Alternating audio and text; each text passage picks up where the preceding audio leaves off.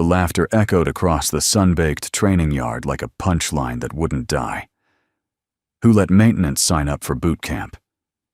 17 recruits in matching fatigues howled as the older man stepped into formation.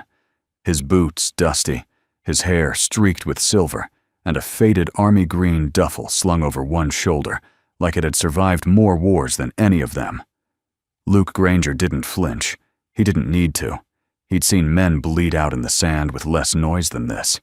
The scrawniest of the 17-1 with too much swagger and too little discipline, grinned, stepped forward, and gave Luke a sharp shove. "You sure you're not here to audit the plumbing?" Grandpa Luke stumbled half a step, caught himself, then smiled. That quiet, unreadable kind of smile that doesn't meet the eyes. The kid's fingers caught the back of his shirt as he brushed past. A deliberate tug. The fabric tore. The laughter stopped cold. Across Luke's back, etched deep into skin weathered by sun, and time was a black tattoo, an eagle in flight talons clutching a shattered flag wings, partially scorched. Beneath it, a single line of numbers. It was more than a tattoo. It was a mark, a legend, a unit that officially never existed. Shadow Arrow. The female commander on the observation deck dropped her clipboard. Colonel Cassandra Blake, decorated, composed, and feared throughout 3 battalions, stared at the mark like it had clawed its way out of a memory she thought long buried. Her voice, when it came, trembled beneath its steel edge. "Cadets, stand down." 17 heads snapped toward her. Silence. She took the steps down, slowly, deliberately, each one heavier than the last. Then, with boots crunching against gravel, she came to stand in front of Luke Granger and saluted. Dead. Straight. The yard didn't just go quiet. It froze, like time itself was afraid to breathe. "Sir," she said softly. Eyes locked on the tattoo, we weren't told Shadow Arrow had a survivor. Luke looked at her expression unreadable and replied, "That was the point. If this moment made you pause, breathe a little deeper, or sit up straighter. Take a second to follow this story. Hit like, drop a comment, and share who you think Luke really is.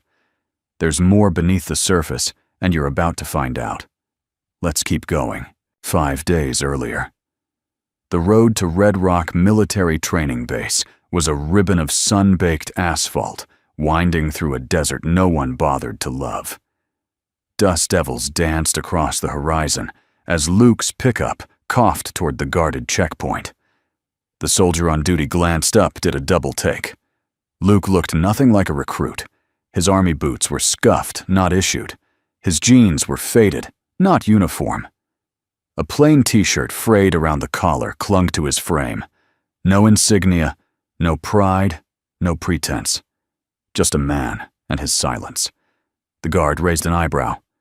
"You lost Sir Luke," handed over a folded piece of paper yellowed at the corners. The guard read, blinked, then stood a little straighter. "Proceed, Sergeant Granger. I mean Luke." Luke offered a short nod. No smile. He didn't smile much anymore. Inside Red Rock, they called it Project Emberline, a pilot leadership experiment to identify raw leadership among new military cadets. What no one had told the recruits was that among them would be a control subject, a silent observer, a pressure point, a catalyst. Someone to test their values, not just their strength. Luke Granger had agreed to it for one reason, only Ellie. His daughter, age 8, smart as a whip and more perceptive than any adult he knew, had left him a note in her lunchbox the week he made the decision. "Dad, maybe they forgot who you are. Maybe you should remind them." Softly. Luke had folded the note into his wallet and tucked it behind his VA card. He didn't need medals. He didn't need applause. But maybe he needed a second chance to show what quiet leadership really looked like. What real men did when no one believed in them anymore. The first morning of orientation, the sun hadn't even finished rising when Luke entered the mess hall. Plastic trays clattered. Coffee steamed. 17 cadets, all younger, louder, cockier, took one look at him and made up their minds. Kyle Jensen, the self-appointed alpha, leaned in with a sneer. "Hey, Gramps, you sure you're in the right line?" Luke nodded and picked up his tray. "Yeah. You." The table laughed. Kyle didn't. Later that day, during physical evaluation, Luke jogged at the back of the pack, not out of weakness. He was watching. Every stumble, every cocky misstep, every insecure overcompensation. They weren't soldiers yet. They were boys playing war. But they'd learn, not because he'd yell, but because eventually they'd run out of noise and have to listen. The desert night wrapped Red Rock Base in a blanket of stillness. From the barracks, Luke Granger could hear the restless tossing of young men who had never known silence this complete. Soldiers slept light, or not at all, when uncertainty clung to their bones. Luke, however, sat on his bunk with his back straight, the faint glow of a desk lamp painting long shadows on the floor. He reached into his duffel bag and pulled out a worn leather wallet. Inside, folded so many times the creases had become part of the paper, was Ellie's note. He read it again, lips moving silently over the words. "Dad, maybe they forgot who you are. Maybe you should remind them." Softly. Luke's calloused fingers traced the letters. He could still hear her voice when she'd handed it to him, her eyes wide and serious, like a little old soul wrapped in the body of an 8-year-old. She had a way of disarming him, not with questions, but with faith. Faith he didn't think he deserved. The faint hum of a radio outside pulled him back. Cadets on night watch stumbled by, laughing too loud, trying to mask nerves with noise. Luke slipped the note back and exhaled. He wasn't here to prove anything to them. He was here because someone higher up had decided his quiet endurance might reveal more about these young recruits than any stress test or shooting range. He lay down, staring at the ceiling, but his mind drifted not to Ellie, not even to Red Rock, but to another desert, another time. It had been 12 years earlier in Mosul. Shadow Arrow, a unit that didn't officially exist, not on paper, not in records, but in scars, in memories, in the haunted stares of the few who walked away. They had operated without insignia, without backup, sometimes without sleep, for days. Luke had been their captain. Every man in his team carried a unique number tattooed only after they passed the final trial survival in a simulated hostage raid where failure wasn't an option. Luke's number was 07. He carried it on his back, etched beneath the eagle and the broken flag. He remembered the last mission as clearly as the note in his wallet. The extraction had gone bad, ambush closing in on both flanks. He'd pulled 2 civilians behind a collapsed wall. His radio dead, his squad scattered. When he finally made it out, 3 men were gone, buried without names, remembered only by the mark on their skin. When he came home, he'd sworn he would never wear a uniform again. He'd buried his dog tags under an oak tree in Kentucky, next to his wife's grave after the accident. All he had left was Ellie and the quiet dignity of work that didn't ask him to be a hero. And now, here he was at Red Rock, standing among boys who thought ridicule was strength. The next morning's schedule was brutal.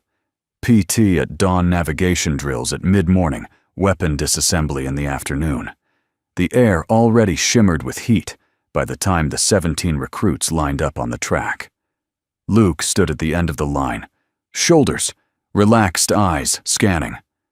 Cassandra Blake observed from a raised platform, her sunglasses hiding what she thought of the odd man in the plain t-shirt. 4 laps, the drill sergeant barked. Move! The pack took off like greyhounds' laughter echoing as they surged ahead. Kyle Jensen, the loudest of them all, looked back at Luke, jogging steady his pace, almost lazy. "Keep up, Grandpa," he shouted, waving for the others to join his laughter. They did voices bouncing across the track. Luke didn't respond. He ran the way men ran, who knew pace wasn't about ego, it was about finishing. By lap 3/2, the cadets were coughing, their strides faltering. Kyle cursed under his breath, fighting a cramp. Luke passed him quietly, steady as stone. Maria Reyes, the lone female recruit, noticed. She didn't laugh. She didn't smile either. But her eyes tracked Luke's every stride, storing it away. The mess hall was worse. Luke carried his tray to a corner table, content to eat alone. But Derek Lane Buzzcut, all grin, too eager to impress, slammed his own tray down across from him. "This ain't a retirement home," Derek said loudly, making sure half the room heard. "Maybe you're lost. Kitchen's that way." The table behind him erupted. Luke lifted his spoon, took a bite of mashed potatoes, and chewed. Slow, deliberate. He didn't even look up. Derek leaned closer. "You deaf too, old man?" Luke finally set the spoon down. His eyes calm, but sharp as cut glass, locked on Derek's. "Son," he said quietly, "eat your food before it gets cold." The laughter faltered. Something in his tone, measured, steady, edged with command, chilled the air. Derek chuckled nervously, muttering something about grandpa jokes, then retreated to safer company. Maria saw it all. She wasn't smiling, but her hands clenched tighter around her fork. That evening, Cassandra Blake called a closed meeting with 2 of her senior officers. She placed a manila folder on the table, sealed with red tape. "This Granger." She began tapping. The name was not part of the original recruit list. Washington sent him. No explanation, no file we can open. Only a note, observe carefully. Her lieutenant frowned. "You think he's here to test us?" Blake's jaw tightened. She'd seen the tattoo. She hadn't spoken of it yet, not even to herself. Shadow Arrow had been erased from every briefing she ever received. But she remembered whispers. She remembered one operation where someone had bought her unit 5 minutes of breathing space by drawing fire from an entire convoy. The after-action report named no one. But she remembered a figure running through smoke with the calm of a man who had already died and didn't care. She remembered an eagle etched on the back of a body dragged into a field hospital. She took a breath. He's not here to fail. He's here to remind us what we've forgotten. The room fell silent. Back in the barracks, Luke sat alone, polishing a pair of boots that weren't regulation issue, but Ellie had chosen them for him last Christmas. She'd insisted he needed boots that could walk through anything. He smiled faintly, the memory warming the edges of his solitude. Tomorrow there would be more laughter, more jeers, more eyes waiting for him to break. But Luke Granger hadn't been sent here to break. He'd been sent here to show them what breaking looked like and how you stood up after. The third morning at Red Rock broke hot and merciless, the desert sun already turning the gravel yard into a griddle by the time the recruits assembled. Luke Granger stood at the end of the line. His shoulders relaxed, his posture unassuming, as though he were waiting for a bus, instead of standing at military attention. 17 pairs of eyes, restless and brimming with arrogance, cut toward him. They were young, hungry, lean, loud, but beneath their swagger was the same insecurity Luke had seen 1,000 times before in green soldiers. Their cruelty came not from strength, but from fear. He knew the look. He'd once been their age, desperate to prove himself by tearing someone else down. Kyle Jensen stepped forward, his jaw tight, his grin easy. The self-declared alpha of the group. "Old man," he said loud enough for the drill sergeant to hear, but soft enough not to get punished. "You sure you didn't wander in from the gas station down the road?" A few cadets snickered. Derek Lane, Kyle's ever-eager sidekick, added, "Maybe he's the janitor. Bet he's got a mop in that duffel." The line erupted in laughter. Luke said nothing. He kept his gaze forward, calm as stone. The day's task was a team navigation exercise. Each squad was given a map and a compass and told to cross 2 miles of rough desert terrain to a checkpoint. Simple enough, except that Kyle insisted on leading and made it clear that Luke was to walk at the back. "You just keep up," Grandpa Kyle barked. "If you get lost, I'll send somebody back for your dentures." The recruits howled. Maria Reyes, quiet and sharp-eyed, said nothing. But she noticed how Luke's hands moved when he checked his compass, quick, precise, a flick of the wrist that looked more like habit than learning. She noticed how he glanced at the sun's angle, the wind shifting across the dust. He wasn't following them. He was watching them. Halfway through, Kyle led the squad off course, convinced he could shortcut through a narrow canyon. The walls closed in shadow, stretching, and suddenly the group realized they'd lost the checkpoint markers. Grumbling started. Derek kicked a rock, muttering, "We're wasting time." Luke finally spoke. His voice was low but carried. "You're moving east. The checkpoint is northwest. You'll hit a dead end if you keep pushing forward." Kyle spun. "What do you know, huh? You got some magic GPS in your head?" Luke didn't answer. He simply lifted his compass and tilted it toward Kyle. Northwest. For a second, the younger man faltered. His ego wouldn't let him back down. "Fine, we'll see." He kept going. 20 minutes later, they hit a sheer cliff. No way forward, no way around. Grumbling turned to swearing. Sweat ran down faces, dripping into dirt. Kyle turned, jaw tight. "Lucky guess, old man." Luke met his glare without blinking. "Luck doesn't last this long." Maria smirked. "Just barely." That evening in the mess hall, the recruits swarmed around one table, leaving Luke alone in the corner again. He didn't mind. He'd always preferred quiet meals. But tonight, Derek couldn't resist. He picked up his half-empty tray and swaggered over. "This seat taken, janitor?" he asked, slamming the tray down across Luke's. Mashed potatoes splattered. Luke calmly set his fork down. "Didn't think so." Derek leaned in. "You keep acting like you're better than us sitting by yourself. You think you're special. You're just some washed-up has-been."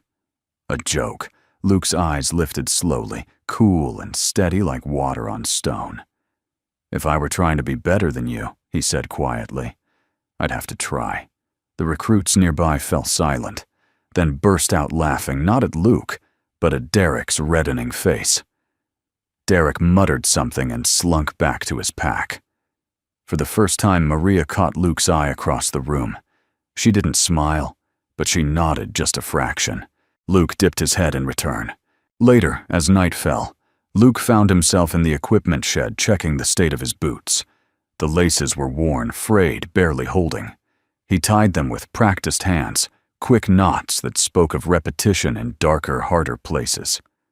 Maria stepped in, hesitating at the doorway. "You don't talk much," she said finally. Luke looked up. "Most of what needs saying doesn't need words." She tilted her head. "You're not here to be a recruit, are you?" Luke didn't answer. Maria crossed her arms. "Kyle thinks he's a wolf. But wolves don't laugh at the weak. They protect the pack." Luke's eyes softened just slightly. "That's a good lesson. You should keep it." And with that, he stood, slung his duffel over his shoulder, and walked out into the desert night, leaving Maria staring after him. Back in her quarters, Colonel Cassandra Blake stood by the window, arms folded tight across her chest. She'd reviewed the day's footage 3 times, watching Luke navigate the desert like a man who didn't need a map, watching him silence Derek with nothing more than a single line. She remembered something then, a story whispered years ago in a tent outside Fallujah about a captain who carried a broken flag on his back and led men who never made it home. She whispered the name, Shadow Arrow. And for the first time in a decade, Cassandra Blake felt a chill she couldn't explain. Luke lay awake in the barracks listening to the rhythm of 17 young wolves breathing around him. They thought him weak, a relic, a joke. They didn't know that every scar on his body was a lesson written in blood. They didn't know that behind his silence was a storm. And they didn't know that sooner or later, storms don't ask permission. They arrive. The desert sun was merciless by noon, pressing down on red rock base with the weight of a hammer. Sweat gleamed on foreheads darkened fatigues and soaked through undershirts as the recruits stumbled through drills. Luke Granger moved among them like a shadow. He wasn't faster, not louder, not visibly stronger. He didn't boast, he didn't challenge. But his quiet pace never faltered. His breath stayed, even his steps, steady as focus, locked. The recruits couldn't understand it. They mocked him, shoved him, tried to trip him during sprints. He always rose, dusted himself off, and kept moving. Not a word wasted. But today would be different. Today, the base itself would put them all to the test. By mid-afternoon, the mess hall was packed. The air was thick with heat and the sour tang of sweat. Fans groaned overhead, barely moving the heavy air. Recruits fanned themselves with caps, grumbling. Derek muttered, "Feels like a furnace in here." Moments later, a sharp clunk echoed through the hall. Then a hiss. The air system sputtered, coughed, and died. The fans froze. The hall fell silent for a beat, then erupted into complaints. "It's over 100 degrees out there," Kyle snapped. "No AC." "What kind of base is this?" Derek griped. Colonel Cassandra Blake entered her expression impassive as always. She scanned the sweaty, restless recruits and barked, "Suck it up." A soldier doesn't get to pick the weather, but even she knew this wasn't sustainable. A base without cooling in the desert was a recipe for heat stroke. While the others griped and joked about melting, Luke quietly rose from his corner table. He picked up his tray, set it in the bin, and walked out without a word. "Where's Grandpa going?" Derek jeered, sweat dripping down his forehead. "Maybe to find a fan for his rocking chair." Laughter rippled across the hall. No one noticed Maria Reyes slip out behind Luke, her curiosity burning. Luke walked with purpose toward the back wing, where the low hum of machinery had gone ominously silent. He pushed open the door to the utility room. The heat hit like a wall, the kind that made lungs protest with every breath. The large cooling unit stood silent, its pipes rattling weakly, condensation dripping onto the floor. Luke rolled up his sleeves. His hands moved like memory. He didn't fumble. He didn't pause to wonder. He knew. Maria watched from the doorway, wide-eyed. "Wait," she said, half whispering. "You know how to fix that." Luke didn't look up. "I know how to fix a lot of things." Within minutes, he'd located the jammed valve, unclogged the intake, tightened a bolt that had worked loose from constant vibration. He used nothing but the tools lying nearby, and the quiet precision of someone who had patched engines in war zones, with nothing but wire and grit. When the system roared back to life, the hiss of cool air spilling through the ducts sounded like salvation. Maria stepped closer, studying him. "Why didn't you say anything you could have told the commander? Taken credit." Luke wiped his hands on a rag, his eyes calm. "Credit doesn't cool the air." For a moment, Maria just stared. Then she shook her head, a small smile tugging at her lips. "You're not what they think you are." Luke gave a faint shrug, already moving for the door. "That's their problem, not mine." Back in the mess hall, the fans whirred to life, cool air sweeping over the recruits. Cheers erupted. Finally, Derek shouted, "Guess the maintenance crew woke up." Kyle smirked. "About time. Thought we were gonna roast." Maria slipped back, and her eyes narrowing at their laughter. She glanced at Luke, who had quietly taken his seat again, eating as if nothing had happened. No one else knew. No one else noticed. But she did. Later that night, the recruits sprawled on bunks, exhausted. Kyle and his pack traded jokes about the day, their laughter brittle with arrogance. "Bet old man Granger's dreaming of his recliner," Derek said, earning chuckles. "Yeah," Kyle added, "if he even makes it to next week." Maria sat on her bunk, tying her laces tighter than necessary. She looked over at Luke, who was cleaning his boots with slow, deliberate strokes. "You let them laugh," she said quietly. Luke didn't look up. Letting them laugh costs me nothing. But doesn't it bother you? She pressed. This time he did look at her, his eyes steady and sharp, yet strangely kind. What bothers me, he said, is watching a man waste his breath, proving something he doesn't have. Maria blinked, caught off guard. His words sank into the silence like stones in water. In her quarters, Colonel Blake replayed the footage from the utility room. A hidden camera had caught everything: the broken system, the man who fixed it, the recruit who followed. She leaned back, fingers tapping the desk. Shadow Arrow, she whispered again. The name tasted of rumor, of ghosts that official reports had buried.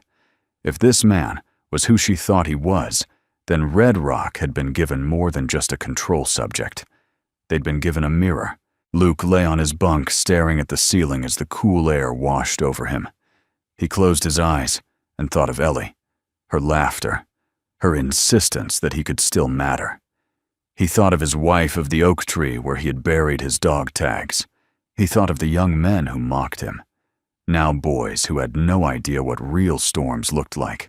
He whispered into the dark, almost a prayer. Softly, Ellie, just like you said. And as the barracks drifted into uneasy sleep, Luke Granger let silence speak for him once more. Because sometimes the quiet victories mattered most. The desert sky turned steel gray by dawn, clouds gathering heavy and low, as if even the heavens wanted to test Red Rock that day. By the time the recruits marched into formation, the air was thick with the smell of rain and dust. "Today you're going to earn your boots," the drill sergeant barked. 10-mile endurance march, full packs, no breaks. If you stumble, you get back up. If you fall behind, you don't come back at all. The recruits groaned, shifting under the weight of gear that felt twice as heavy as their pride. Luke Granger shouldered his pack without complaint, the leather straps digging into his shoulders like old friends. He glanced once at the horizon, gauging the weather the way only veterans did. Storm coming. The ground would not stay dry for long. The march began with bravado.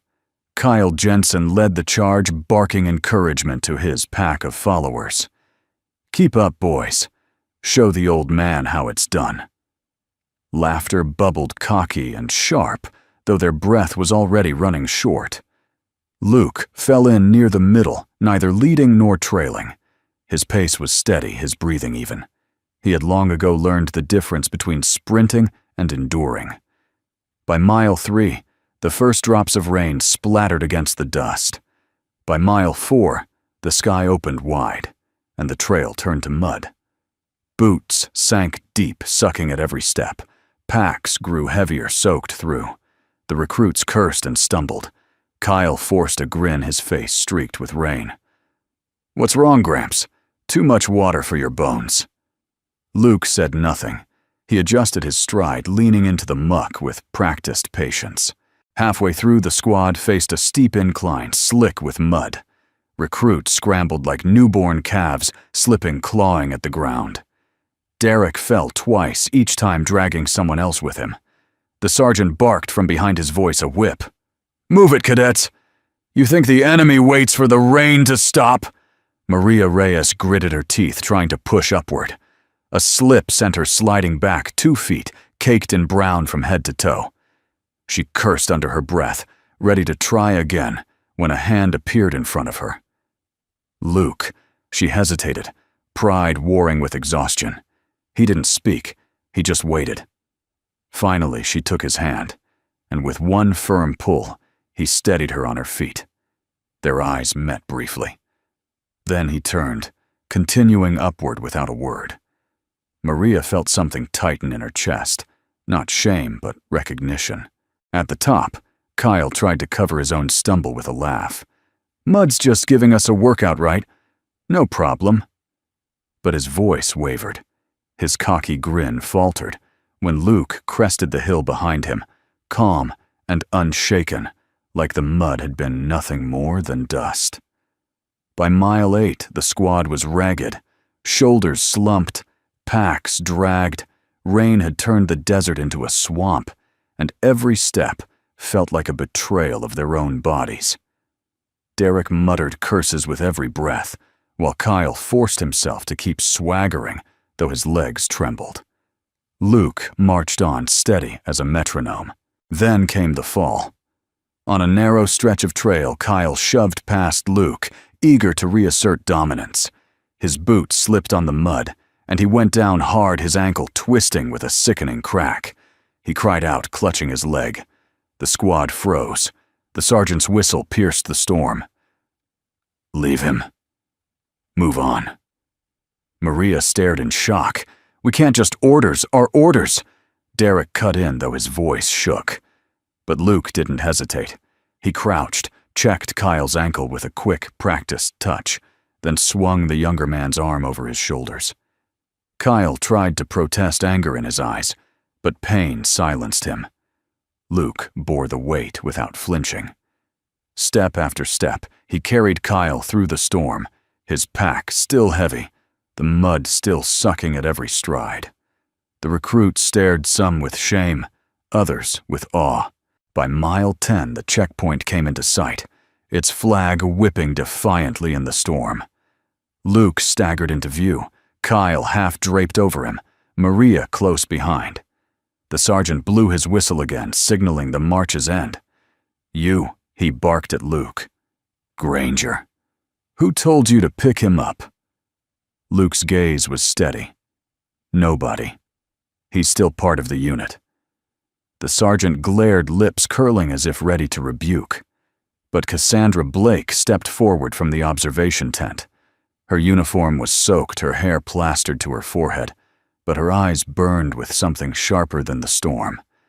"Noted," she said simply. Then softer, almost to herself. "That's how you keep a pack alive." That night the barracks buzzed differently. The laughter was quiet or forced. Derek avoided Luke's eyes. Maria cleaned her boots in silence, stealing glances at the man who had carried their so-called leader without complaint. Kyle lay on his bunk, his ankle bandaged. His pride hurt more than his injury. He turned to Luke, bitterness in his voice. "Why'd you do it? You could have left me there. Made me look like a fool." Luke met his stare calmly. "Didn't need to." Kyle frowned. "What's that supposed to mean?" "Life does the job well enough," Luke replied. Then he lay back on his bunk, closing his eyes, the conversation over. Maria smothered a smile. For the first time since arriving at Red Rock, she believed the old man wasn't here to pass or fail. He was here to teach. And the lessons weren't in words. They were in mud, in storms, in the quiet strength of carrying someone who had mocked you only hours before. In her quarters, Cassandra Blake replayed the scene in her mind. Luke steady as the rain, bearing the weight of arrogance without judgment. Her chest tightened with something unfamiliar. Respect mingled with unease. She had read about Shadow Arrow, the unit of ghosts. Men who carried burdens no one else dared touch. Men who disappeared without medals. She whispered to the empty room. "What are you doing here, Granger?" But she already knew. He was reminding them. Softly. That night, as the storm finally cleared and the desert stars returned, Luke sat outside his boots, still caked with dried mud. He pulled Ellie's recorder from his pocket, pressed play, and listened to her voice once more. "Don't quit, Dad. Even if they don't see you yet." "I do." Luke smiled faintly, eyes on the horizon. The lessons weren't over, not by a long shot.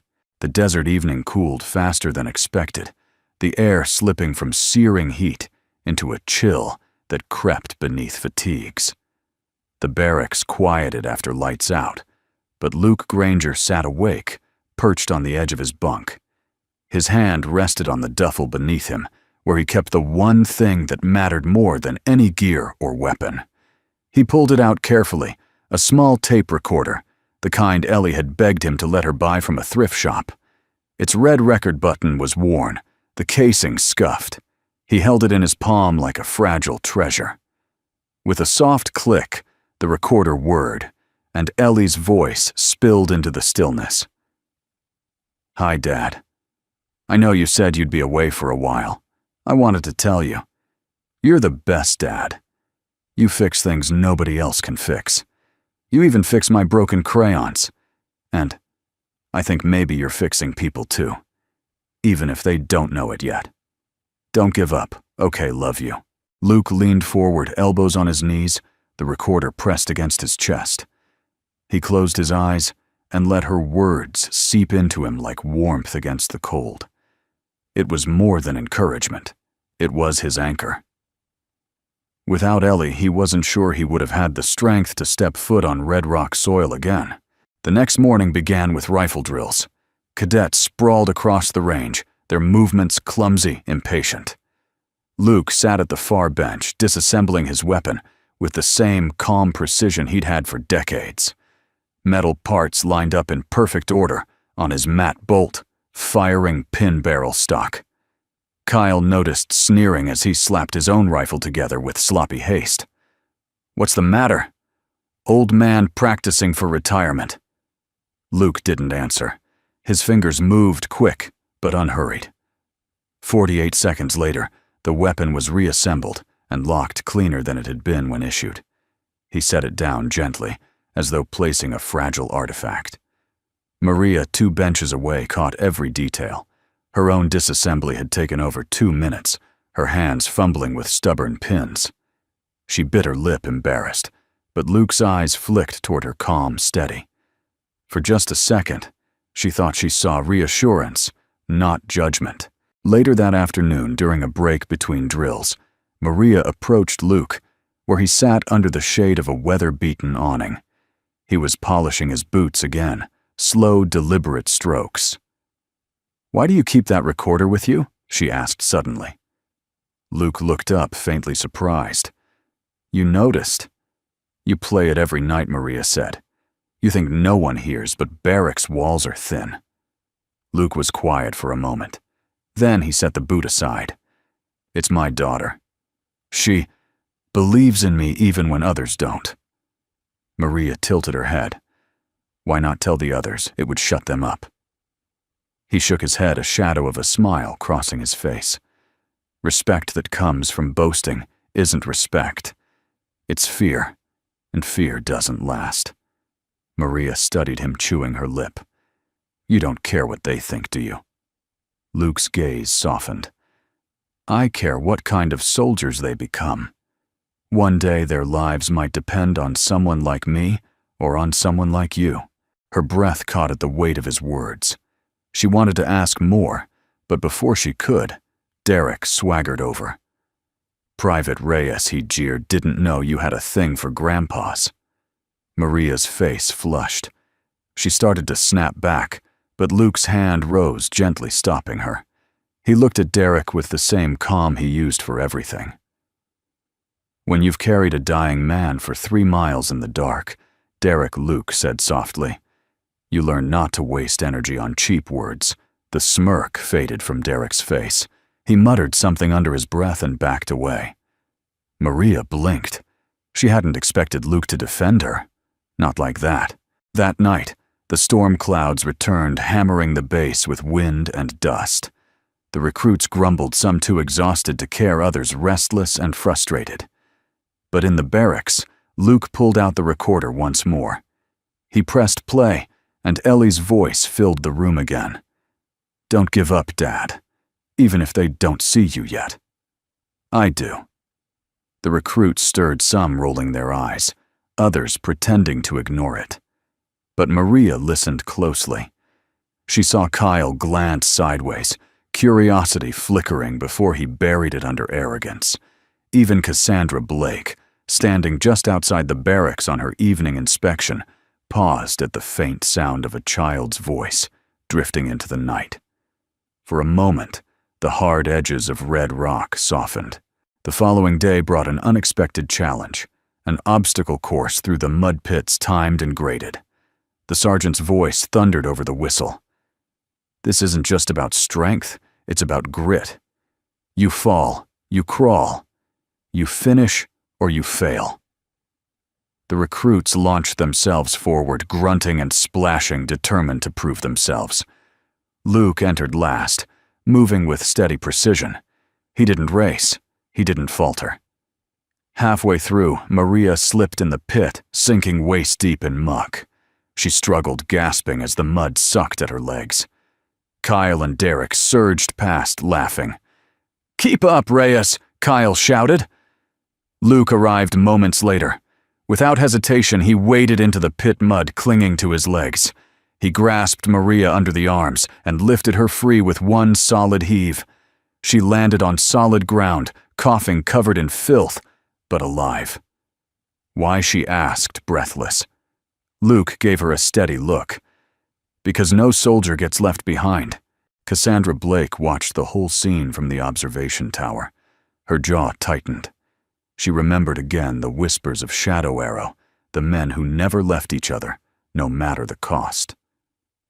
"Granger," she muttered. "What are you teaching them?" That night, Maria found herself lying awake, listening for the faint click of Luke's recorder. When it came, Ellie's voice carried softly across the dark barracks. "I think maybe you're fixing people too, even if they don't know it yet." Maria closed her eyes. For the first time since arriving at Red Rock, she believed that might be true. The alarm shrieked through Red Rock at 0400 hours, a piercing wail that yanked every recruit from their bunks. Boots thudded against the floor, half-laced uniforms thrown on in clumsy haste. The air smelled faintly of smoke, artificial, but convincing enough to send adrenaline surging. "Fire drill, let's move!" The sergeant bellowed, his voice cracking like a whip. The recruits poured out into the cold desert dawn, their breaths misting in the faint chill. A simulated blaze had been triggered in the West Barracks, orange training lights flickering across the building to mimic flame. Smoke grenades pumped acrid haze into the air. "Your mission is extraction." Cassandra Blake's voice cut sharp across the chaos from the observation platform. "Teams of 4 will enter secure and evacuate dummies representing wounded personnel. You have 5 minutes. Fail, and you'll wish the fire had taken you." The recruits broke into scrambling teams. Kyle Jensen, ankle still taped from the mud, March shoved his way to the front. "I'll lead," he snapped, his pride stung raw from Luke's steady victories. Derek and 2 others trailed him like loyal shadows. Maria Reyes hesitated, scanning the group. When she saw Luke hanging back, calmly checking his laces while the others jostled, she made her decision. "Granger, you're with me." Luke looked up, one eyebrow raised. "That's not regulation, Reyes. Neither is leaving good sense behind," she shot back. For the first time since arriving, Luke's lips twitched into the faintest of smiles. Fair enough. The smoke inside the West Barracks was thick, clawing at lungs and stinging eyes. Recruits coughed, stumbled, shouted over one another. Kyle's team bolted left, chasing shadows, their flashlights bouncing erratically. Maria pulled her bandana over her mouth, crouching low. Luke mirrored her without a word. His movements were economical, deliberate, the habits of someone who had learned long ago that panic killed faster than fire. There, Maria pointed through the haze. A dummy lay half-buried under a collapsed cot, meant to mimic debris. She scrambled forward, tugging, but the weight wouldn't budge. Luke knelt beside her. With one hand, he lifted the cot, clear muscles moving beneath his plain shirt like coiled steel. He didn't grunt, didn't strain, just moved the obstacle aside as though it were no more than a chair.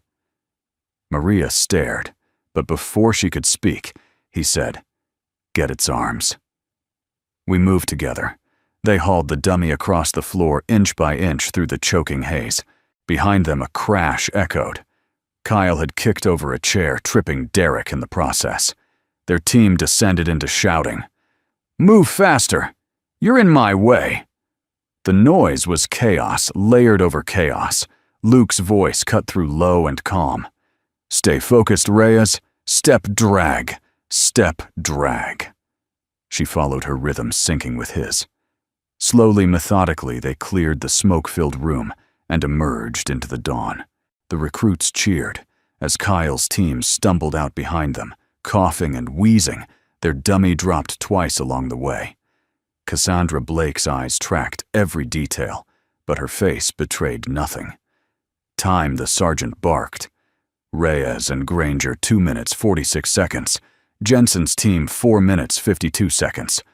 The recruits muttered, some impressed, some bitter. Kyle's face burned crimson. Luke said nothing. He simply helped Maria ease the dummy down and stepped back into line. That afternoon, Cassandra called for another drill, this one unannounced. A live rescue designed to push recruits beyond rehearsed responses.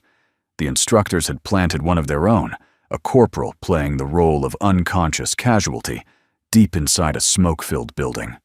The recruits weren't told it was staged. When the alarm rang again, chaos erupted. Kyle's pride had been wounded too many times. He pushed his team hard, barking orders, but fear undercut his authority.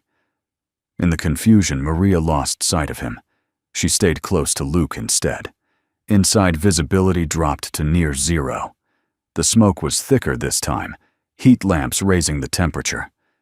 Recruits shouted blindly, their panic echoing off the walls. Maria stumbled, nearly tripping over something solid. She gasped when she realized it was a real man, his chest rising faintly, his arm limp. Over here, she cried. Luke was there in seconds. He checked the man's pulse, eyes narrowing. He's alive. Maria's heart raced. What do we do? Same as always. Luke slid his arms under the man with the ease of someone who had done it before too many times. He hefted the body over his shoulders, the classic fireman's carry, and looked at Maria. Stay close. Cover my flank. The words were simple, but they landed like a command from a captain, not a fellow recruit. Maria nodded, gripping her flashlight, clearing their path as they moved through the haze. When they emerged, the yard fell into stunned silence. The casualty was lowered gently onto the ground, breathing steady, alive. Cassandra descended from the platform, her face unreadable. She looked at the corporal, then at Luke. You carried him through heat and smoke with no mask. Luke's shoulders rose in a slight shrug. I've carried worse. The murmurs rippled. Even the cockiest recruits had no comeback. That night, the barracks was quieter. No one mocked Luke as he polished his boots. No one laughed when he pressed play on Ellie's recorder. Her voice drifted across the room, soft and unwavering. Don't give up, Dad. Even if they don't see you yet? I do. Maria sat on her bunk, staring at the floor, her chest tight. For the first time, she understood that Luke wasn't here just to survive Red Rock. He was here to plant something deeper, something none of them could ignore. And Cassandra Blake in her quarters replayed the day in her mind. The way he moved, the way he commanded without shouting, the way he carried weight that would have crushed others. She whispered the name again, almost reverent. Shadow Arrow. The legend had returned not with fury but with fire. The desert morning came sharp and bright. A brittle sky stretched over the training yard. The recruits assembled in front of the armory, squinting against the sun.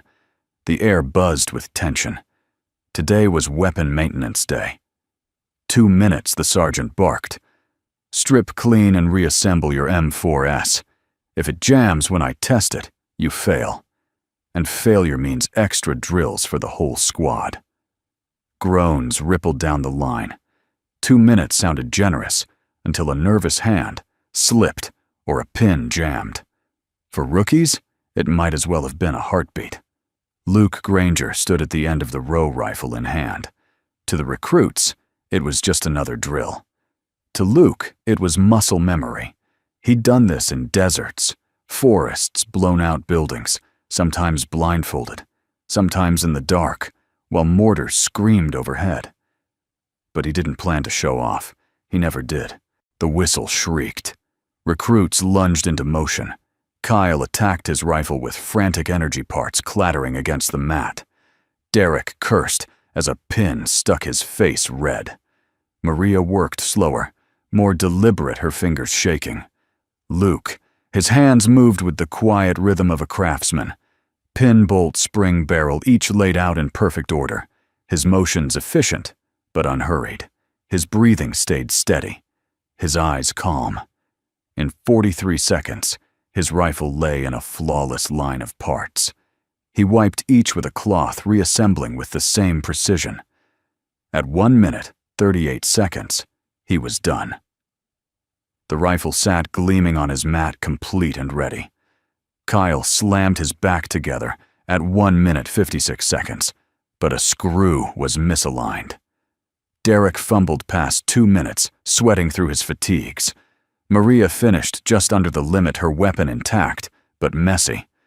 The sergeant checked each rifle. Kyle's jammed on the first test. Derek's failed to fire. Maria's clicked, sluggish but functional. When he reached Luke's, he gave a skeptical glance. "You even touch this thing, Granger." Luke said nothing. The sergeant pulled the trigger. Smooth. Pulled again. Perfect. He blinked, glanced at the stopwatch. 1 minute, 38 seconds. Clean as factory issue. Murmurs rippled. Kyle scowled. "Fluke." The sergeant's head snapped toward him. "That rifle fires cleaner than yours ever will, Jensen. Keep your mouth shut." Maria caught Luke's eye as the group dispersed. "You've done that before," she said, half a statement, half a question. Luke shrugged. Once or twice, she repeated, almost laughing. "Your hands didn't even shake." "They can't," he said simply. "Shaking gets people killed." Her smile faded. She wanted to ask more, to peel back the layers of this man who never spoke, unless he had to. But before she could, Derek swaggered up. "Don't be fooled, Reyes. Grandpa probably practiced in his rocking chair for months." He gave Luke a sneer. "Bet you can't even fight. Cleaning's one thing. Combat's another." Luke's eyes flicked up, cool and steady. "If you believe that you've already lost," Derek's smirk faltered. That evening, Cassandra Blake sat alone in her office reviewing footage. The cameras had captured every drill, every fumbling recruit. And then Luke, his movements like clockwork, his face unreadable. Her chest tightened as she remembered a briefing years ago. A colonel had once told her, "If you ever see a man strip an M4 in under 2 minutes, without breaking a sweat, you walk away. You're not looking at a soldier, you're looking at Shadow Arrow." She leaned back in her chair, the whispers of the past rattling her composure. Was Washington testing her too? She closed the file and rubbed her temples. The memory of his tattoo haunted her. The eagle, the broken flag, the number etched beneath. She knew what it meant, and she knew what it cost to wear it. In the barracks, the recruits sprawled on bunks, buzzing with restless energy. Kyle still fumed from his failed test. Derek tried to laugh it off, but his pride was cut deep. Maria sat quietly, relacing her boots, her mind replaying Luke's words. Luke himself sat at his bunk, polishing his rifle with quiet focus. The others avoided him now. Not openly, pride wouldn't let them admit respect, but the room had shifted. He clicked his tape recorder, and Ellie's voice drifted out again. "Don't give up, Dad, even if they don't see you yet." "I do." Kyle scoffed, trying to mask his unease. "Cute." Grandpa brought story time. Luke set the recorder down gently. His eyes stayed on the rifle. "Story time's what keeps soldiers alive. Yours hasn't started yet." The words hung heavy in the room. No one laughed. Maria lay awake long after lights out. The barracks had gone quiet, but her mind churned. Who was this man? He wasn't just some has-been stumbling through boot camp. His calm wasn't apathy. It was strength, honed and scarred. She turned her head, watching him in the dim light. His eyes were closed, but his hand rested near the recorder, as if guarding Ellie's voice. For the first time, Maria felt a strange mix of comfort and unease. Comfort that someone like him existed. Unease that he carried burdens none of them could yet understand. She whispered to herself, barely audible, "Who are you, Luke Granger?" But in her heart, she already knew. In her quarters, Cassandra Blake stood by the window staring into the desert night. She thought of her own scars of the men she'd led and lost. And she thought of Luke, the ghost who had walked into her camp as if summoned by fate. She whispered again, a name she hadn't spoken in years. Shadow Arrow. The legend was no longer rumor. It was flesh and blood. And it was sitting in her barracks, carrying the weight of 17 mocking voices without flinching. The next drill would be combat. Cassandra knew it. The recruits thought they were about to prove their dominance, but she suspected the truth they were about to learn what war looked like when silence finally chose to speak. And she wasn't sure any of them were ready. The training yard was alive with anticipation, the kind that sharpened the air and set nerves humming. Today was combat day, hand to hand. No weapons, no excuses. The recruits lined the perimeter of the sand pit, their faces a mix of bravado and unease. The sergeant's voice boomed over them. "Pair off, you win by pin or by submission. If you hesitate, you'll eat dirt." Kyle Jensen cracked his knuckles, his grin wide, though his eyes flicked toward Luke Granger with undisguised hunger. This was his chance. The old man had embarrassed him too many times without even trying. Today, in front of everyone, Kyle would prove Luke was nothing but a relic. "Gramps," he called, pointing across the pit. "You and me." The recruits cheered. Derek shouted, "Break his dentures." Kyle Luke stood slowly brushing the dust from his fatigues. His expression didn't change. Calm, steady, as if he'd been expecting this moment all along. The whistle blew. Kyle charged like a bull, all muscle and rage. He slammed into Luke's chest, grabbing a fistful of his shirt. The younger man was taller, broader years, fresher. For a moment, it seemed Luke would topple. "Not so tough now, huh?" Kyle snarled, jerking him back and forth. Fabric tore. A sound cut the air. Not laughter this time, but silence. Heavy, sudden, absolute. Because across Luke's back, revealed beneath the ripped cloth, was ink that froze every breath in the yard. A black eagle wings, spread wide talons gripping a shattered flag. Beneath it, etched in precise lines, a single number, so 7. The recruits stared. Derek's mouth hung open. Maria's eyes widened, recognition dawning from whispers she'd once heard in her family's military circles. And on the observation platform, Colonel Cassandra Blake went pale. "Shadow Arrow," she breathed. The silence stretched thick and unyielding. Kyle's grip slackened, confusion overtaking his anger. What is that?" he stammered. Luke's eyes met his, calm as ever. "Something you don't want to earn." From the platform, Cassandra descended her boots, crunching against the gravel with deliberate weight. She stopped in front of Luke, her gaze fixed on the tattoo, her composure cracking for the first time. She snapped to attention and saluted. The recruits gasped. Some took a step back, others simply stared in disbelief. A commander of Cassandra Blake's stature did not salute a trainee. Her voice, though quiet, carried across the yard. Only one man walked out of Mosul with that mark, the last of Shadow Arrow. Luke said nothing. He stood straight, letting the silence speak. Derek muttered, almost afraid, "Shadow Arrow." "That's a myth." Maria's voice cut in sharp with certainty. "Not a myth. My father told me once there was a unit that went where no one else would. They never left a man behind. Never." Her eyes locked on Luke. He said they carried the weight of ghosts. The recruits shifted uneasily.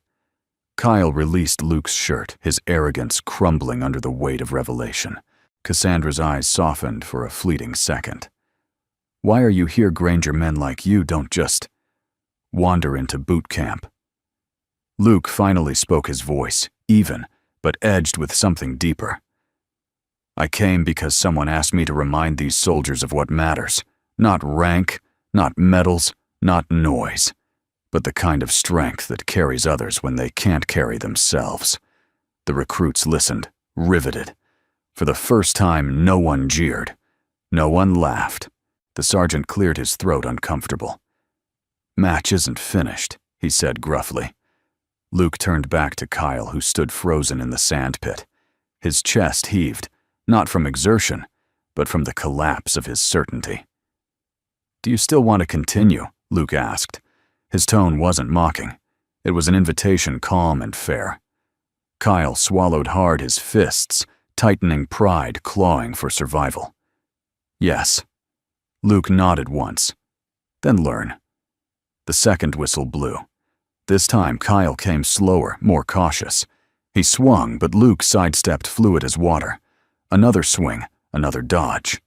The recruits watched, stunned, as the old man moved with precision that turned Kyle's aggression into wasted energy. Finally, Luke stepped inside his guard, hooked an arm, and shifted his weight.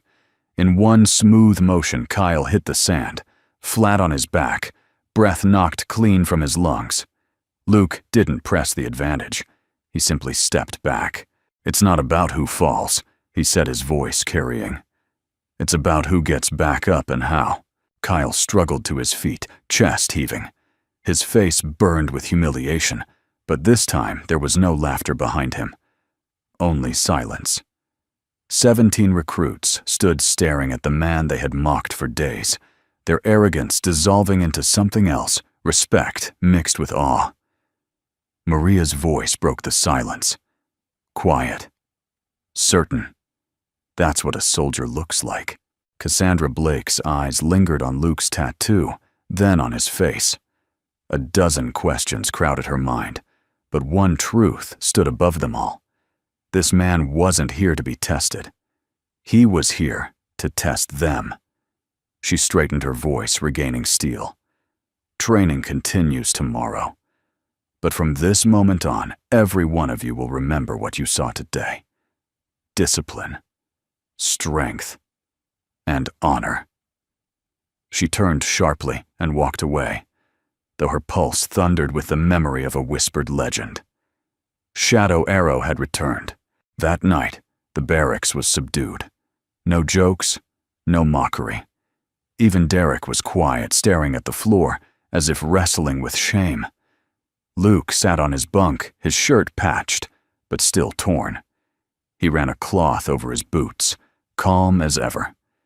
Then he pulled out the tape recorder. Ellie's voice filled the silence once more. "Don't give up, Dad, even if they don't see you yet." "I do." The recruits shifted uncomfortably, hearing the words in a new light. No one dared scoff. Kyle, lying stiff on his bunk, turned his head toward Luke. His voice was low, grudging but different. "Why didn't you tell us?" Luke didn't look up. "Because men who demand respect don't deserve it. Men who earn it never have to ask." The room stayed quiet, the lesson settling deeper than any drill could. In her quarters, Cassandra Blake poured herself a glass of water, her hands trembling just slightly. She stared out at the desert night, whispering into the emptiness. "What are you really doing here, Luke Granger?" But deep down, she already knew. He was here to change them. Softly, irrevocably. The morning after the tattoo revelation, Red Rock was quieter than it had ever been. The usual jeers, the clatter of trays, the arrogant laughter of boys trying to sound like men gone. Instead, the recruits moved with a subdued energy, glancing at Luke Granger as if he'd stepped out of myth and into their reality. Luke, however, acted no different. He carried his tray to the same corner table, ate in the same calm silence, polished his boots with the same steady strokes. To him, nothing had changed. To everyone else, everything had. Maria Reyes couldn't stop staring. Her mind spun with memories of her father, a man who rarely spoke of his own service, but sometimes told stories in half-finished sentences when he thought no one was listening. She remembered one night in particular, he had mentioned a captain who pulled him out of a kill zone in Mosul, a man marked by an eagle tattoo, wings spread over a broken flag. She hadn't believed it at the time. It had sounded like a ghost story, a legend whispered in the quiet spaces between deployments. But now, sitting across the mess hall from Luke Granger, Maria knew her father hadn't been telling stories. He had been telling the truth. That afternoon, while the recruits drilled under the punishing desert sun, Maria found her chance. Luke was tightening the strap of his pack when she stepped closer. "My father served in Iraq," she said. Luke glanced at her, then back to his strap. A lot of men did. She hesitated, then pushed on. "He told me once about someone who saved his life. Someone with a tattoo like yours." Luke's hands stilled. Slowly, he looked up, his eyes meeting hers. They were steady, but behind them lay a flicker of something, pain recognition memory. "What was his name?" Luke asked quietly. "Major Gabriel Reyes," Maria said. Her voice was firmer than she expected. "He always said he owed his life to a man who carried ghosts on his back." Luke exhaled slowly, the sound more like a sigh than a breath. He looked past her toward the horizon, as if the desert itself held the memory. "I remember him," Luke said at last. "Stubborn. Brave. Wouldn't leave his post, even when the sky was falling." He paused. "I pulled him out from under a collapsed wall. He didn't want to go. Said his men needed him. I told him the dead didn't need him anymore, but his daughter would." Maria's chest tightened. Tears pricked her eyes, unexpected and hot. "He never forgot you." Luke shook his head. He wasn't supposed to remember. None of them were. Shadow Arrow was meant to vanish. We weren't heroes. We were ghosts. Maria stepped closer, her voice breaking through the silence. "You weren't a ghost to him. You were the reason I grew up with a father." Luke's jaw tightened. He looked away, unwilling to let the emotion surface. But Maria saw it anyway, the weight of gratitude he didn't know how to accept. Meanwhile, Cassandra Blake wasn't content with whispers and legends. She summoned Luke to her quarters that evening. When he entered, she was standing at the window, the desert sunset casting long shadows across her desk. She didn't turn immediately. "You kept it hidden," she said. "That tattoo, that truth. You let them mock you." Why, Luke stood in the doorway, hands folded loosely behind his back. Because respect that's demanded isn't real. Respect has to be earned, even from children playing soldier. Cassandra turned, then her eyes sharp. "You think you're here to teach them? That wasn't your assignment. You were supposed to observe, to blend in." "I don't blend," Luke said simply. Her gaze softened, though her posture stayed rigid. "I've read about Shadow Arrow, a unit that officially never existed. Rumors said you could navigate blind, that you carried men out of firefights no one else survived, that you were marked, each of you, with that eagle and flag." Luke's eyes flickered, but his voice was steady. "Rumors have a way of making dead men into legends, but legends don't bury the ones they couldn't save." Cassandra studied him, her chest tightening. She saw not just a veteran, but a man who carried silence like a shield, a man who had lived long enough to know the cost of every breath. For the first time, her voice lost its edge. "What are you really doing here?" Granger Luke hesitated, his eyes softened, distant. "A little girl asked me not to give up. So I didn't." Back in the barracks, the recruits whispered in hushed tones. Kyle Jensen sat on his bunk, his pride shattered, but his anger slowly transforming into something else. He stared at Luke, watching the older man polish his rifle in silence. Finally, Kyle muttered, "He carried me 10 miles in the rain when he didn't have to." Derek frowned. "So what, he's still just—" "No," Kyle cut him off. His voice was hard, certain. "He's not just anything. He's the real thing, the kind of soldier we're supposed to be. The barracks fell silent. Even Derek had no comeback. Later that night, Luke clicked his recorder, and Ellie's voice filled the darkness. "Dad, maybe they forgot who you are. Maybe you should remind them." Softly. This time, no one mocked. No one scoffed. 17 recruits lay still listening. For the first time, they understood that the voice of a little girl had carried more weight than their laughter ever could. And for Maria, lying awake with tears drying on her cheeks, one truth crystallized. Luke Granger wasn't just teaching them how to be soldiers. He was teaching them how to be men and how to carry each other when the mud, the fire, or the weight of the world tried to drag them down. In her quarters, Cassandra Blake stared at the night sky, her reflection ghosting in the glass. She whispered not as a commander, but as a woman who had lost her own faith once. "Maybe you're here for me too, Luke Granger." The desert dawn stretched long shadows across Red Rock Base, the air already shimmering with heat. The recruits stood assembled in the training yard, restless and uneasy. They had faced mud fire and humiliation, but today's drill was different. This one felt heavier, like it carried more weight than the others. Colonel Cassandra Blake stood before them, arms folded behind her back. Her expression was carved from stone, her voice sharp as steel. "Today, you will complete a rescue exercise under live conditions. You will extract a wounded comrade from hostile ground. Teamwork will decide whether you succeed or whether you fail together." Her gaze swept across the recruits, finally landing on Luke Granger. Her jaw tightened almost imperceptibly. Then she added, "Sergeant Granger will lead." A ripple moved through the squad. Murmurs buzzed low, unsettled. Derek hissed under his breath, "What, he's not even supposed to be one of us." Kyle glared at him.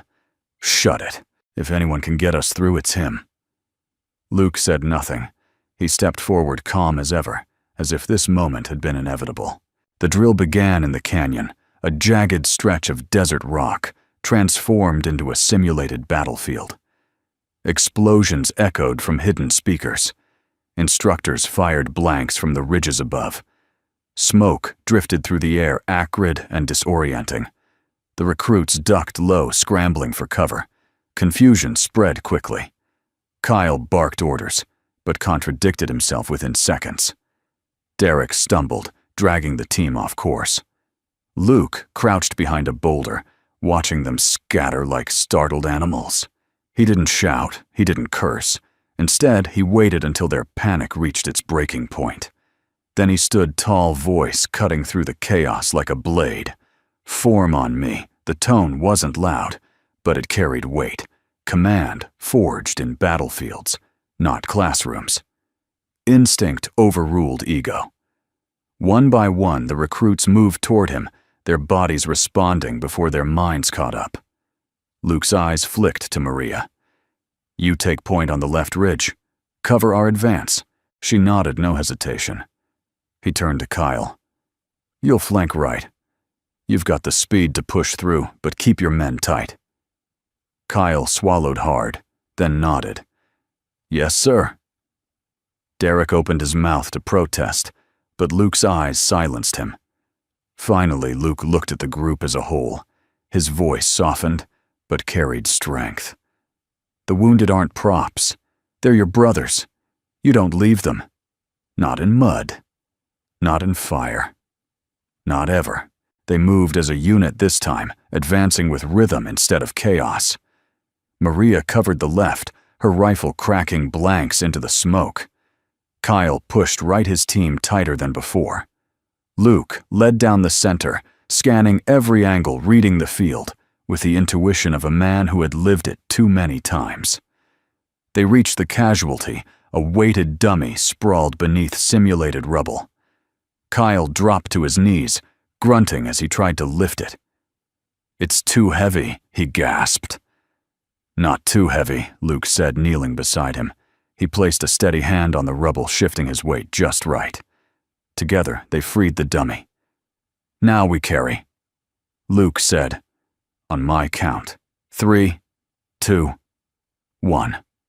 Kyle and Luke lifted the weight, splitting evenly between them. Kyle's arms trembled, but Luke's grip never wavered. The recruits formed a protective perimeter as they moved toward the extraction zone. Blank fire cracked overhead. Derek flinched, nearly dropping his rifle. Eyes forward, Luke barked, "Trust the man beside you. That's how you get home." They stumbled across the finish line as the siren wailed, signaling the drill's end. Dust clung to their faces. Sweat streaked their uniforms, but the dummy lay safely at their feet. The yard fell silent. Cassandra Blake stepped forward. Her eyes swept the team, then landed on Luke. Time 17 minutes 39 seconds. Cleanest extraction this camp has seen in months. The recruits exhaled in relief. Kyle, still panting, looked at Luke with something more than grudging respect, something closer to faith. Luke set the dummy down gently, as though it were flesh and blood. He turned to the recruits, his voice low but steady. "You think today was about carrying a dummy?" His eyes swept across them, sharp and unwavering. It wasn't. It was about carrying each other. You'll get knocked down by fear, by pain, by the weight of what you've done or failed to do. But you don't leave a man behind. Not ever. That's the only rule that matters. The words sank deep, heavier than any punishment. That evening the barracks felt different. There was no mockery, no jeers. Instead, the recruits moved quietly, cleaning gear, sharing rations without complaint. Maria sat polishing her rifle, her mind still replaying Luke's voice. Kyle finally broke the silence. He cleared his throat, awkward but determined. "Granger, thanks for carrying me. And for today." Luke looked up, his eyes calm. "You carried yourself. I just steadied the weight." Kyle shook his head. "No, you showed us how." The room stayed quiet, but the shift was undeniable. Respect wasn't whispered anymore. It was lived. In her quarters, Cassandra Blake stared at the day's report. She had expected improvement. She hadn't expected transformation. She poured herself a glass of water, her reflection staring back from the window. Luke Granger wasn't just training recruits. He was reshaping them. She whispered to herself, half admission, half confession. He's not here to pass. He's here to redeem. That night, as stars burned cold above the desert, Luke sat outside the barracks with the tape recorder in his hands. He pressed play, and Ellie's voice filled the quiet once more. "Don't give up, Dad. Even if they don't see you yet. I do." Luke leaned back, eyes on the sky. For the first time in years, he let himself believe his daughter might be right. The wolves were learning. Slowly, painfully, but they were learning. And maybe so was he. The days after the redemption drill felt different at Red Rock. The sharp edges of arrogance dulled. The mocking laughter that once rang out in the barracks had fallen away, replaced by quiet determination. Even Derek, once the loudest voice in every jeer, moved with subdued energy. But Luke Granger remained the same, calm, steady, polishing his boots, listening to Ellie's recorder each night like a ritual.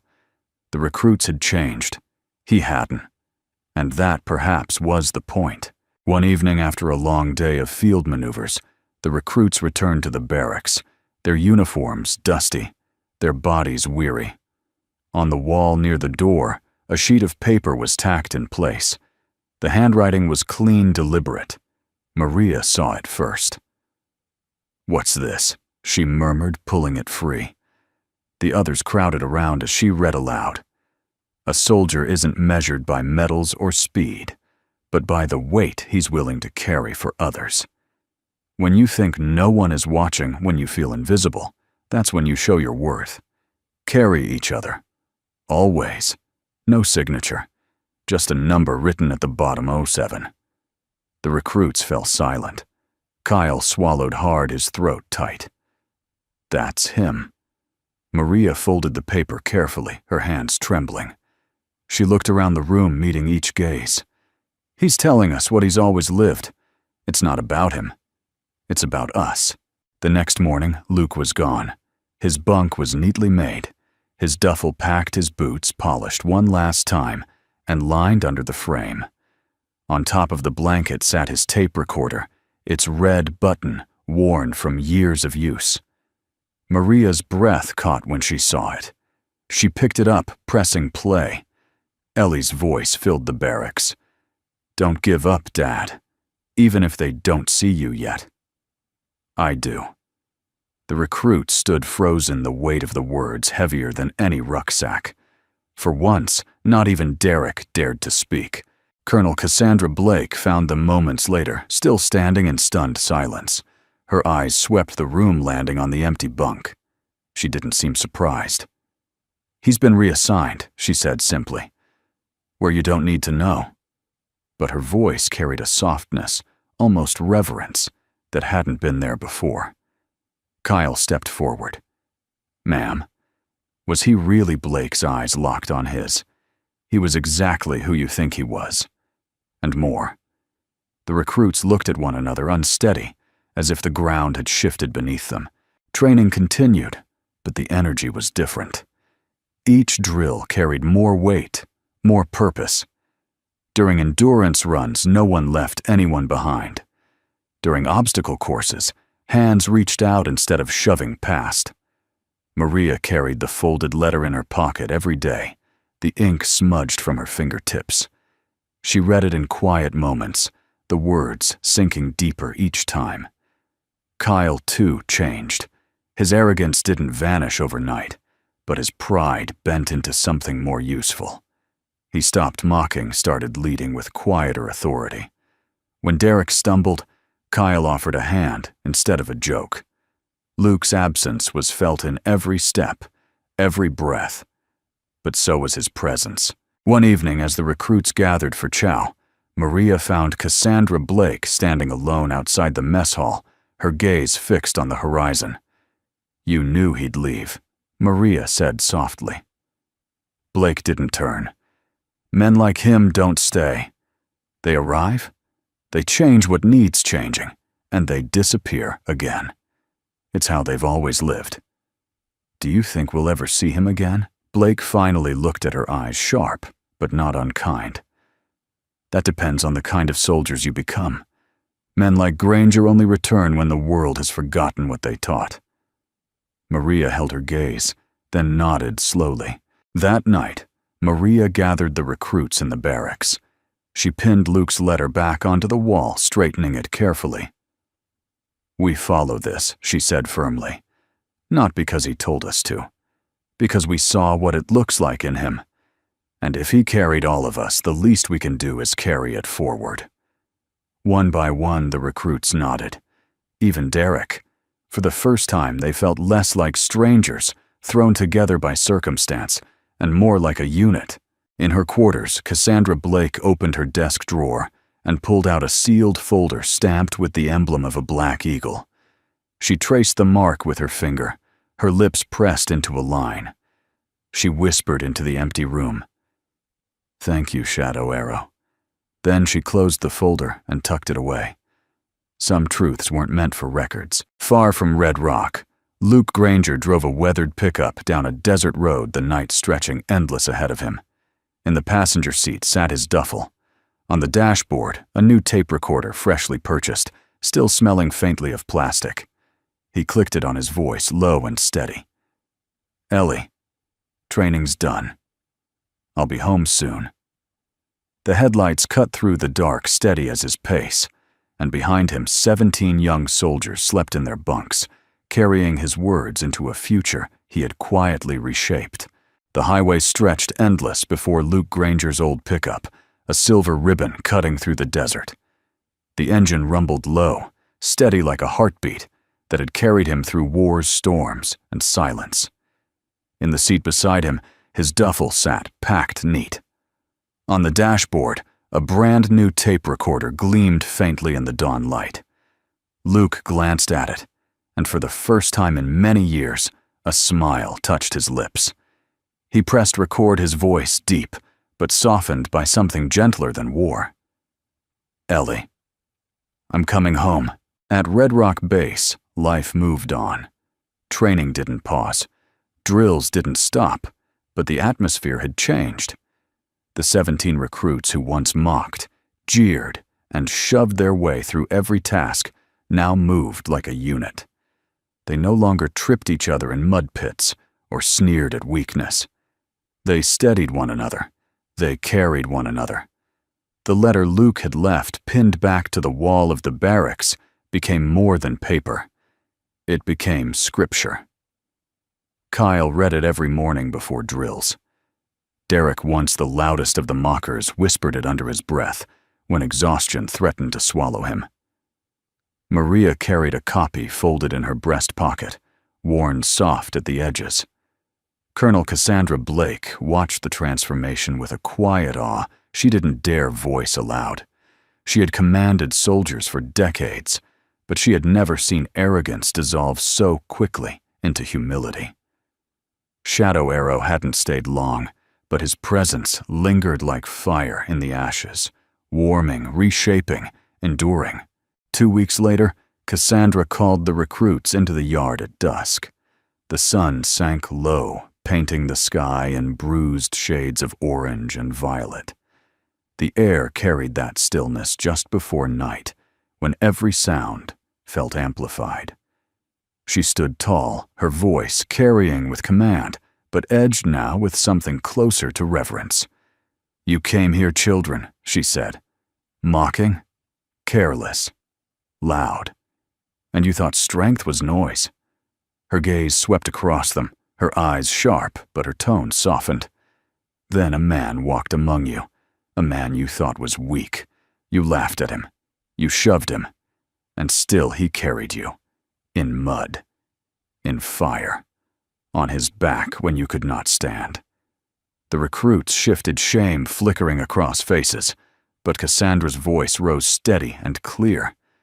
"He left you words, not orders, not boasts. Words. And in them, a truth that will outlast every drill carry each other. If you forget everything else, you remember that." The yard was silent. Maria's eyes burned with tears. Kyle stood taller, his jaw tight, as though he was holding back his own. Even Derek stared at the ground, shoulders hunched, humbled at last. Cassandra saluted them. "You're not the same as when you arrived. You've been changed. And when you leave this place, you'll carry that man's lesson into every battle, every hardship, every life you touch. That is his gift to you. Do not waste it." Far from the base in a quiet Kentucky town, a pickup truck pulled into the driveway of a modest home, with peeling paint and a porch swing that swayed with the breeze. The door burst open before the engine even stopped.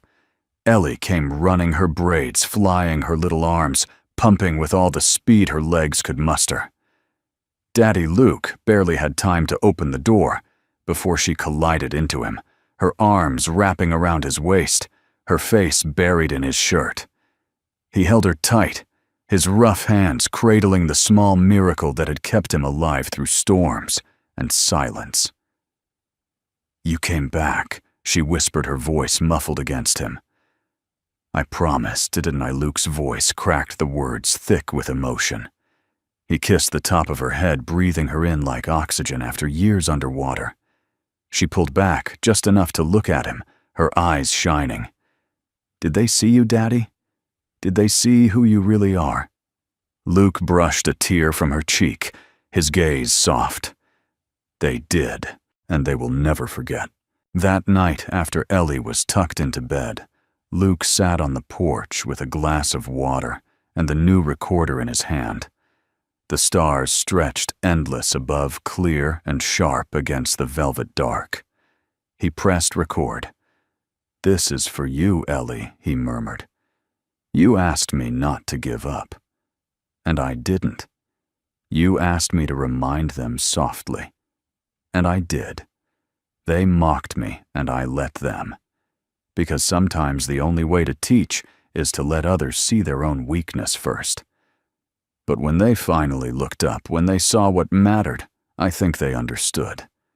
And maybe so did I. He paused, his throat tight. I thought I was done, Ellie, that my life was behind me. But you showed me it wasn't. You showed me that strength doesn't mean being seen. It means carrying others, even when they don't know your name. That's what you've always done for me. You carried me when I couldn't carry myself. His eyes lifted to the stars, shining steady in the vastness. For the first time in a long time, he felt peace. At Red Rock, weeks later, the recruits graduated. They stood in perfect formation, their uniforms crisp, their boots polished. Among them, Maria held the folded letter in her pocket. Kyle stood straighter than he ever had, his arrogance tempered into quiet strength. Derek no longer laughed at others. He carried their packs without being asked. When the ceremony ended, Cassandra Blake dismissed them. But before they dispersed, she walked to the center of the yard. Before you leave this base, she said, her voice clear. You will add something to the wall of the barracks. She nodded to Maria. Maria stepped forward, pinning Luke's letter once more onto the wood. Beneath it, she added 3 words in bold letters. The recruits saluted, not out of formality, but out of something deeper respect. Back in Kentucky, Ellie sat cross-legged on the porch swing, humming softly as her father strummed a battered guitar.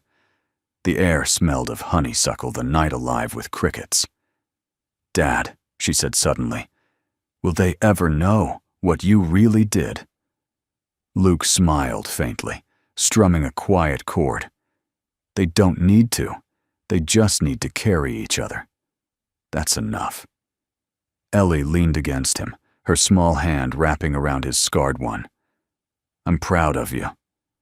Luke's throat tightened, but he only whispered back, I'm proud of you too, kiddo.